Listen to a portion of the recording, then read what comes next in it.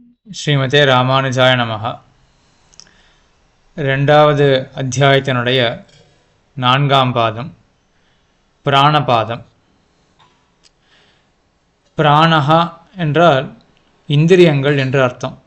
பிராணன் அப்படின்னா உணவில் சுற்றி கொண்டிருக்கின்ற பஞ்ச பிராணன்கள் அப்படின்றதும் ஒரு முக்கியமான அர்த்தம். அதே போல் பிராணன் அப்படின்ற சொல்லுக்கு இந்திரியங்கள் என்றும் அர்த்தம்.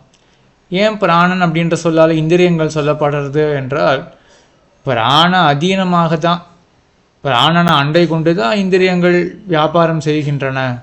ஆகையினால இந்திரியங்களையும் பிராணன் அப்படின்னு உபநிஷத்தானது சொல்கிறது. இந்த பாதத்துக்கு பிராணபாதகா அப்படின்னு பெயர். போன பாதம் என்ன பார்த்தோம்? வியத் பாதம் அப்படின்னு பார்த்தோம், 3வது பாதம். அதில் என்ன விசாரணம் நடந்தது? ஆகாசமானது காரியமா அல்லவா அப்படின்னு விசாரம். அதே போல் ஆத்மாவானது காரியமா அல்லவா அப்படின்ற விசாரம். ஆத்மாவை பற்றின பல விஷயங்களையும் பிரசங்கத்தால் நிறைய விஷயங்கள் ஆத்மாவை பற்றி சொன்னார். அந்த ஆத்மாவுக்கு உபகரணமான இந்திரியங்கள், அதே போல் முக்கிய பிராணன், பிராணவாயு இருக்கு இல்லையா, இவைகள்லாம் காரியமா, உண்டாகக்கூடிய பொருளா இல்லைனா நித்தியமா? ஆத்மா எப்படிப்பட்டதுன்னு பார்த்தோம். ஆத்மா நித்தியம் அப்படின்னு பார்த்தோம் இல்லையா. ஆத்மா அழியாதது.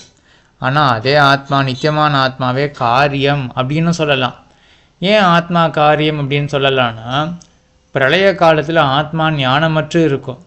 சிருஷ்டி காலம் வந்தவாறு ஞான விகாசத்தை எம்பெருமான் ஏற்படுத்துகிறான். ஆக ஏதோ ஒரு விதத்தில் அந்நியதாத்வம், வேறுபாடு, ஒரு மாறுபாட்டை ஆத்மாவுக்கு கொடுக்கிறான் அல்லவா. ஆகையினால ஆத்மாவை காரியம் அப்படின்னு சொல்லலாம். அதே போல் இப்போது ஆத்மாவினுடைய உபகரணம் இந்திரியம், அதே போல் முக்கிய பிராணன், பிராணவாயு, இவற்றை பற்றின விசாரம். என்ன விசாரம்னா, ஆத்மாவை போல இவையும் நித்தியமாக இருந்து கொண்டு சிருஷ்டி காலம் வந்தவாறே பகவான் இவற்றுக்கு ஏதோ ஒரு மாறுபாட்டை ஏற்படுத்துகிறான், இவ்வளவுதானா? அப்படி இல்லைனா எப்படி ஆகாசம் மற்ற பூதங்கள் எல்லாம் உண்டாகின்றனவோ அதே போல் இந்திரியங்களும் உண்டாகின்றனவா அப்படின்னு தான் பெரும்பாலும் இந்த பாதத்தில் விசாரம். இந்த பாதத்தில் ஒவ்வொரு அதிகரணம், மொத்தம் 7 அதிகரணங்கள் இருக்குது. ஆனால் எல்லாமே பல அதிகரணங்கள், ரொம்ப சின்ன அதிகரணங்கள். அதனால் தனித்தனி அதிகரணமாக பார்க்காம மொத்த பாதத்துக்கு என்ன அர்த்தம் அப்படின்னு பார்ப்போம். அதுக்கப்புறம் கடைசியில் ஒரு அதிகரணம் இருக்குது, சம்யாமூர்த்தி கிளிப்தி அதிகரணம் அப்படின்னு. அதை பற்றி கொஞ்சம் விரிவாக பார்ப்போம். சரி, இப்போ இந்த பாதத்துக்கு என்ன தாத்பரியம்னா, ஆத்மாவுக்கு உபகரணமான இந்திரியங்கள் உற்பன்னம் ஆகுமா? அதுவும் ஆகாச மற்ற பஞ்சபூதங்களை போல இதுவும் காரிய பொருளாகுமா? அல்லவென்றால் நித்தியமாக இருந்து கொண்டு ஏதோ ஒரு சுபாவத்தில் வேறுபாட்டை மட்டும் அடையுமா அப்படின்ற விசாரம். இதில் பூர்வபக்ஷம் என்னென்னா, ஒரு ஸ்ருதி வாக்கியம் இருக்குது. அந்த ஆதி காலத்தில் ரிஷிகள் தான் இருந்தார்கள். ரிஷயஷ பிராணாயவ ரிஷயா அப்படின்னு, பிராணன்கள், இந்திரியங்கள் தான் அந்த ரிஷிகள், ஆதி காலத்தில் இருந்தவைகள் அந்த இந்திரியங்கள் அப்படின்னு சொல்கிறதுனால பூர்வபக்ஷி என்ன சொல்கிறான் அப்படின்னா, ஆக இந்திரியங்களும் ஆதி காலத்தில் இருந்தவை. எப்படி ஆத்மாவானது ஆதி காலத்தில், சிருஷ்டி காலத்தில், பிரளய காலத்தில் கூட ஆத்மா இருந்தது. அதுக்கப்புறம் ஆத்மாவுக்கு ஒரு ஸ்வபாவ அந்நியதா பாவம் தான், அதாவது சுரூப அந்நியதா பாவம் கிடையாது, ஸ்வபாவ அந்நியதாத்வம், அதனுடைய தன்மை மட்டும் மாறுறது. அதே போல் தான் இந்திரியங்களுக்கும் அப்படின்னு பூர்வபக்ஷம் எழ, சித்தாந்தம் என்ன என்றால் 2 அம்சங்கள், பிரதிஜ்ஞா, அவதாரணம்.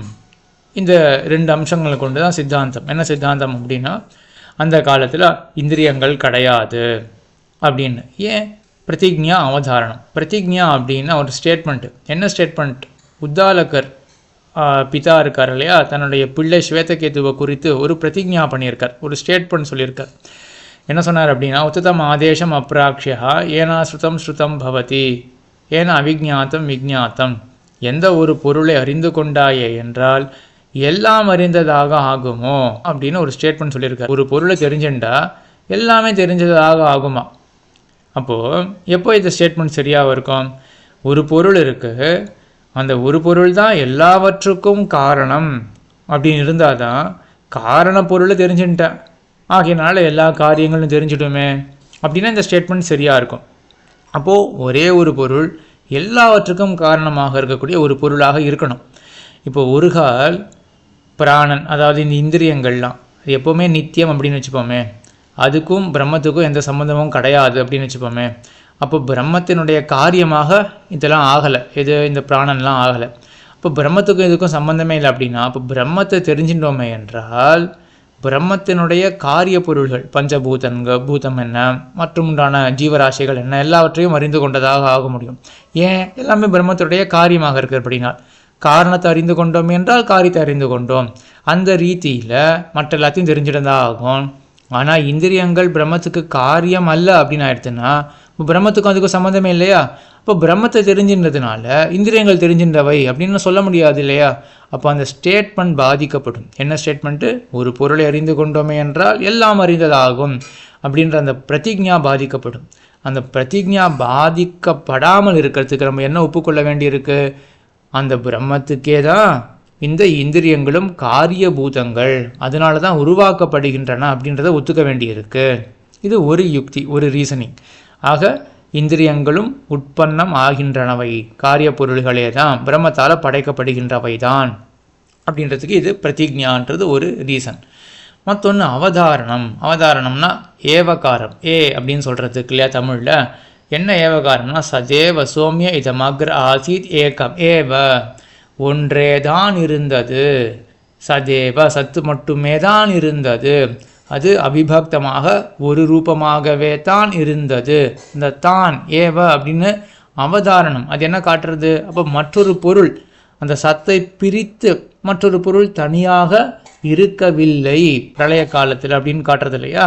இந்த ரெண்டு ரீசன்ஸை கொண்டு நம்ம என்ன தெரிஞ்சுக்கலாம்? பிரளய காலத்தில் இந்திரியங்கள் தனித்து இல்லை. ஆகையினால சிருஷ்டி காலம் வந்தவாறு பகவானால தான் இந்த இந்திரியங்கள்லாம் ஏற்படுகின்றன அப்படின்றது தான் முக்கியமான விஷயம். இதுக்கப்புறம் பல அதிகரணங்களில் வந்து இந்த இந்திரியங்கள் என்ன 7 இல்லாட்டி 11 அப்படின்னு எண்ணிக்கையில் விசாரம். அதே போல் இந்திரியங்கள்லாம் என்ன அணுவா இல்லையா அப்படின்னு விசாரம். அந்த அணு அப்படின்ற அம்சத்தில் கூட ஒரு அழகான ஒரு யுக்தி ஒன்று இருக்குது. இந்திரியங்கள்லாம் அணு அப்படின்னு எம்பெருமானார் ஸ்தாபிக்கிறார். அதாவது வேதவியாசர் ஸ்தாபிக்கிறார். எம்பெருமானார் என்ன சாதிக்கிறார் அப்படின்னா பிராணம் அனூத்கிராமந்தம் தம் அனூத்கிராமந்தி அப்படின்னு இருக்கு. சர்வே பிராணாக அனூத்கிராமந்தி அப்படின்னு இருக்கு. என்னன்னா உடம்பு விட்டு ஜீவாத்மா புறப்படும் பொழுது முதல்ல பிராணவாயு முக்கிய பிராணன் போயிடுமா, வெளில வந்துடுமா.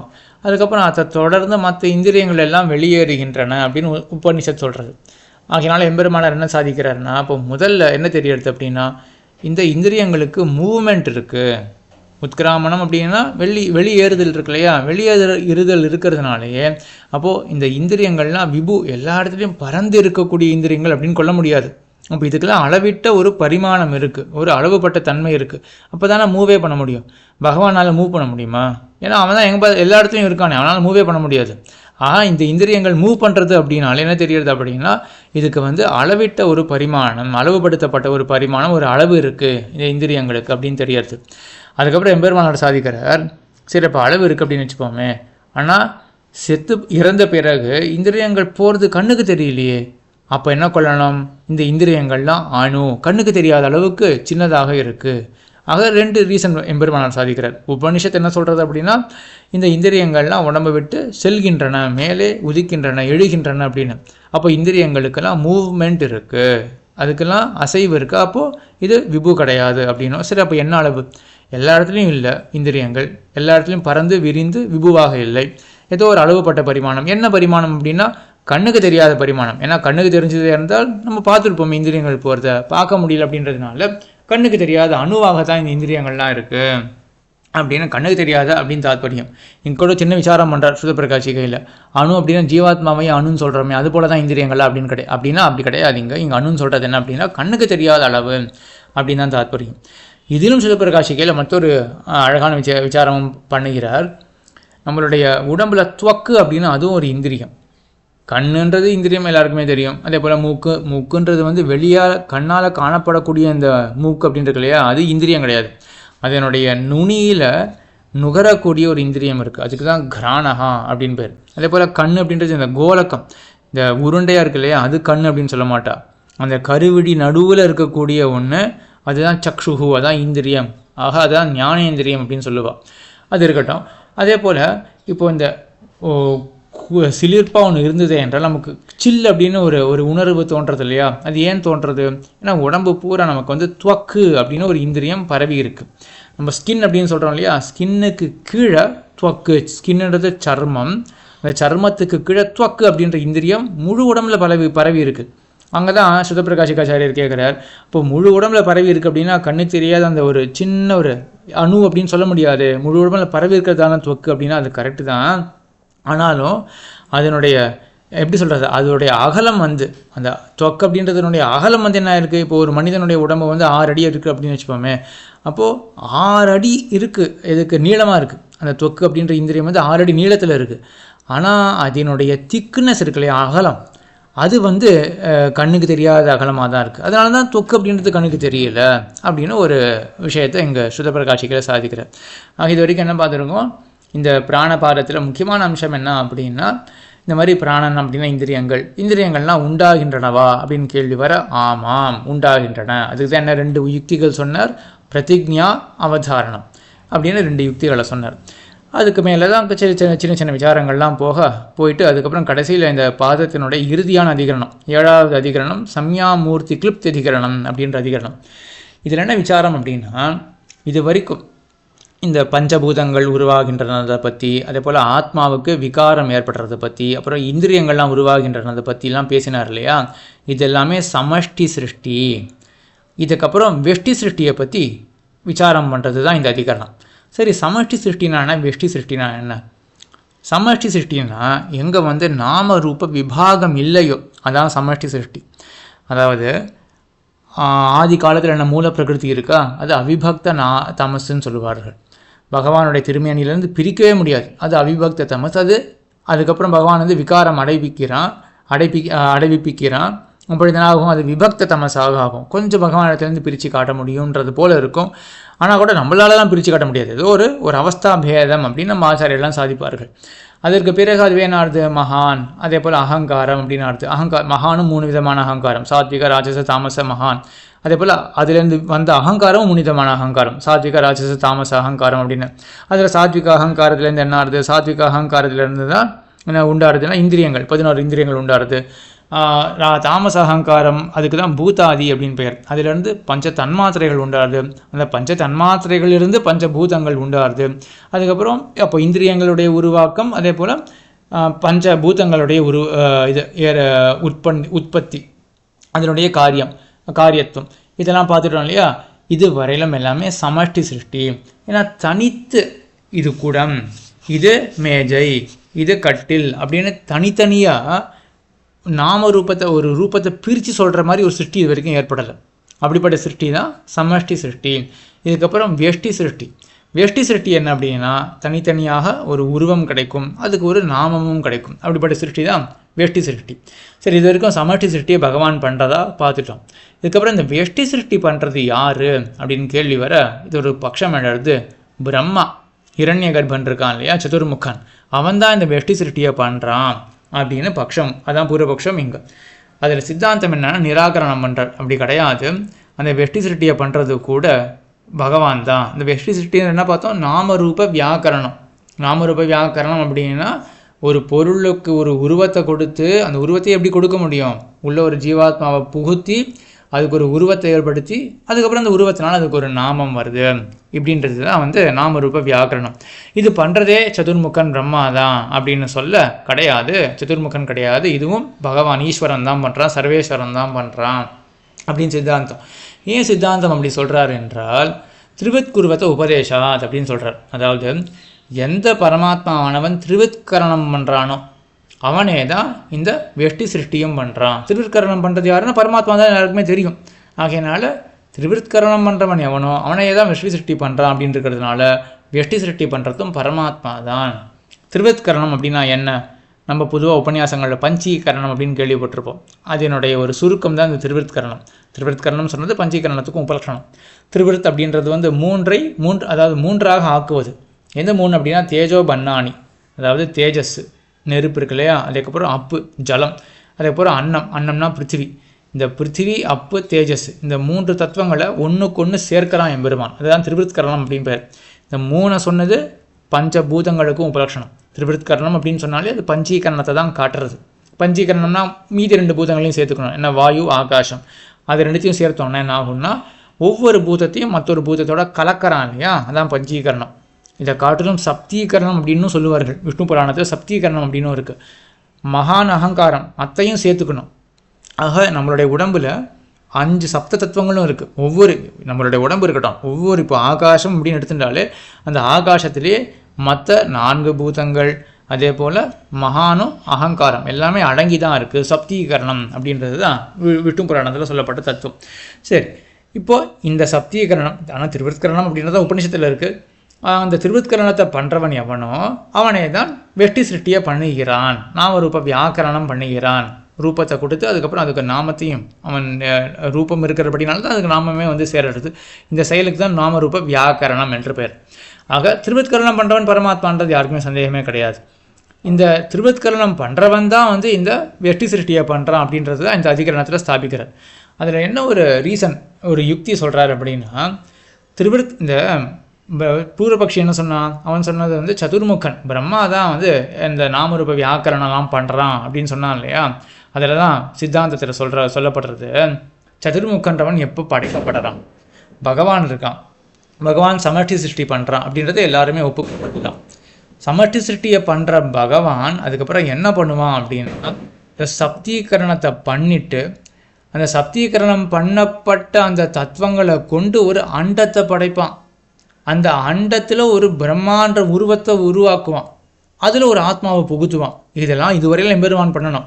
ஆக அண்டம் படைக்கப்படுறதாக இருக்கட்டும், அந்த பிரம்மாண்ட உருவம் ஏற்படுவதாக ஆகட்டும், இதெல்லாம் எப்போ நடக்கும், சப்தீகரணம் பண்ணாது வெறும் ஆகாசத்தை வச்சுண்டு பிரம்மாண்ட உருவத்தை ஏற்படுத்தவே முடியாது அப்படின்றது இந்த அதிகத்துடைய சித்தாந்தம். அதை தான் வந்து ஸ்ரீவிஷ்ணு புராணத்தில் ஒரு ஸ்லோகத்தில் சொல்கிறார், நானாபூதாக பிருத்தக்வீரியாக ஏ சம்மஹதிம் வினா நாசக்னுவன் பிரஜா சிரஷ்டும் அசமாகத்திய கிருஷ்ணஷா நானாவீரியாக பிருத்தக்பூதாக ததஸ்தே சம்ஹதிம் வினா. இந்த 5 பூதங்கள் இருக்கு இல்லையா, இதெல்லாம் வெவ்வேறு தன்மைகளை கொண்டதாக இருக்குது. இந்த 5 பூதங்களை சேர்த்து எதுவுமே பண்ண முடியாது. அதாவது இந்த 5 பூதங்களை வைத்துக்கொண்டே எதையும் பண்ணவே முடியாது. ததஸ்தே சம்ஹதிம் வினா, பரஸ்பரம் ஒரு சம்ஹதி, ஒரு சேர்க்கை இல்லாத பொழுது இந்த 5 பூதங்களை கொண்டு எதையுமே ஏற்படுத்த முடியாது. அப்போ முதல்ல என்ன பண்ணணும், ஆகாசம் இருக்குது, வாயு இருக்குது அப்படின்னா ரெண்டுத்துக்கு கொண்டே என்ன சிருஷ்டி பண்ணுறேன்னா முடியாது. அப்போ ஆகாசத்தில் வாயுடைய அம்சத்தை புகுத்தி, வாயுவில் ஆகாசத்தினுடைய அம்சத்தை புகுத்தி, அதாவது ஒவ்வொரு பூத்தத்திலையும் மற்ற ஒரு பூத்தத்தினுடைய அம்சத்தை புகுத்தி அப்போ கிடைக்கக்கூடிய ஒரு தத்துவம் இருக்கு இல்லையா, பஞ்சீகிருத்தமான தத்துவம், அதை கொண்டு தான் சிருஷ்டியே பண்ண முடியும் அப்படின்னு விஷ்ணு புராணமானது சொல்கிறது. ஆகையினால இப்படி இருக்கையினால எப்படி பிரம்மாவானவன் அவனே எப்படி அண்ட கட்டாகம் அண்டம் உண்டுவான பிறகு அவனுடைய உடம்பையே கிடைக்கிறது வந்து திருவிருத்கரணத்துக்கு பிறகு தான். அந்த திருவிருத்கரணம் பண்ணுறது எம்பெருமான் ஈஸ்வரன் தான். அப்படி இருக்கும் பொழுது பிரம்மாவானவன் அவனுடைய அந்த உடம்பு அது கிடைக்கிறதே வந்து திருவிருத்கரணத்தினால தான். அப்படின்றதுனால இந்த மாதிரி இது திருவிருத்கரணம் பண்ணுறவன் தான் இந்த நாமரூப வியாக்கரணத்தையும் பண்ணறான் என்று இதுவாகிடுது. இங்கே பெரிய சத்தம் இருக்குது, நான் சரியாக சொல்ல முடியல. ஆகையினால இதை மறுபடியும் கேட்டிங்கன்னா உங்களுக்கு புரிஞ்சிடும்னு நினைக்கிறேன். இதான் இங்கே என்ன யுக்தி அப்படின்னா, நாமரூப வியாக்கரணம் எவன் பண்ணுகிறான் அப்படின்னு கேள்வி வர பிரம்மா அப்படின்னு பூர்வபக்ஷம் வர அப்படி கிடையாது. எவன் திருவிருத்கரணம் பண்ணுறானோ அவன் தான் நாமரூப வியாக்கரணம் பண்ணுறான் அப்படின்றது உபனிஷத்துலேயே சித்தமாக இருக்குது. ஆகையினால திருவிருத்கரணம் பண்ணுறது பகவான் தான் அப்படின்றது எல்லாருக்குமே தெரியும். ஆகையினால அவன் தான் நாமரூப வியாக்கரணம் பண்ணுறான் அப்படின்றது தான் இந்த கடைசி அதிகரணத்தில் முடித்தார். அதனால் இந்த பாகத்தில் என்ன பார்த்தோம் என்றால், இந்த மாதிரி இந்த இந்திரிய விஷயத்தில் பிராணன் இந்த இந்திரியங்கள் இதெல்லாம் உற்பத்தி அடைகின்றனவா என்றால் உற்பத்தி அடைகின்றன அப்படின்னு ஸ்தாபிக்கிறதுக்கு தான் முக்கியமாக இந்த பாதமானது ஏற்பட்டிருக்கு. பிராணபாதம் அப்படின்னு 4வது பாதத்தை பார்த்தோம். இதோட 2வது அத்தியாயம் முடிவடைகின்றது. ஆழ்வார் திருவடிகளே சரணம், எம்பெருமானார் திருவடிகளே சரணம், ஜீயர் திருவடிகளே சரணம்.